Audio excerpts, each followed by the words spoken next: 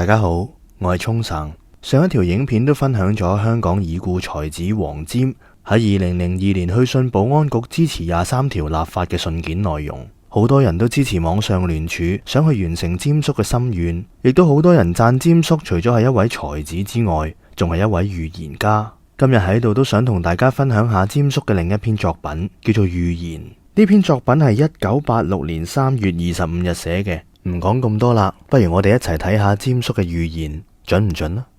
預言黃霑，21世紀會係中國嘅富強新時代，呢一個係我嘅睇法，亦都可以作為黃霑嘅預言。好多人而家都仲係對中共嘅現代化政策存有懷疑，因為中共政府喺唔少地方表現得手足無措，落後咗喺人哋後面30幾年，亦都唔係一朝一夕可以立即改變過嚟嘅。何況亦都有唔少人擔心幾十年嘅封閉一旦開放會有幾多出錯出亂，而一旦亂起嚟就更加唔知會係咩局面。所以即使個口唔講，個心仍然係唔安樂嘅。呢啲觀察唔可以因為感情上希望中國富強就要斥之為無據。中國大陸嘅現況實在係離上軌道仲係好遠，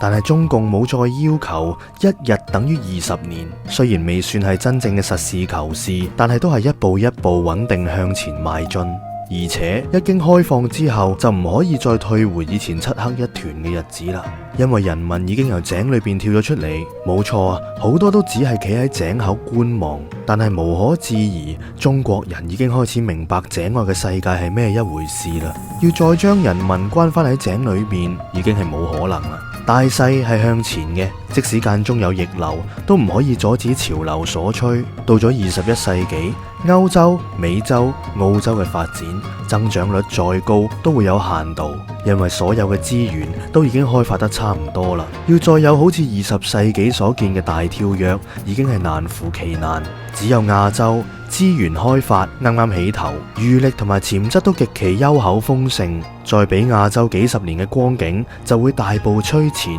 創下史無前例嘅好景。而亞洲嘅主角就係中國。身為香港嘅中年中國人，我希望自己有機會睇到呢個以中國為主角嘅大時代。雖然到咗21世紀，黃霑已經到咗垂暮啦，不過可以喺有生之日可以親眼睇到我國富強康盛，就算死都死得甘心啦。從一個階段跳到去另一個階段，總會有一啲難以適應嘅小亂子，但係只要大事能夠定落嚟，小亂子其實唔使理會，亦都唔需要害怕。所以與其人人都睇住1997，不如睇下2007、2017啊，因為嗰時先係真正嘅好日子。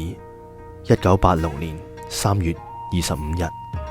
黃霑先生，一位真正愛國愛港嘅才子，早喺34年前已經可以預言到我哋國家嘅富強興盛。雖然佢今日唔可以親眼睇到國家嘅發展，但係佢留落嚟嘅文章已經足夠叮囑後人，唔好再睇住1997啦，21世紀先係我哋嘅好日子。聯署支持23條嘅活動仲未完，如果大家都想幫霑叔完成佢嘅願望，聯署嘅連結可以喺影片簡介裏面揾到。今日發生嘅每一件事都會記錄喺歷史裏面。10年後，如果你後悔嘅話，要回到今日可能係天方夜譚，但係喺呢一刻，每一個動作，每一句說話都可以改變歷史嘅話，行多一步，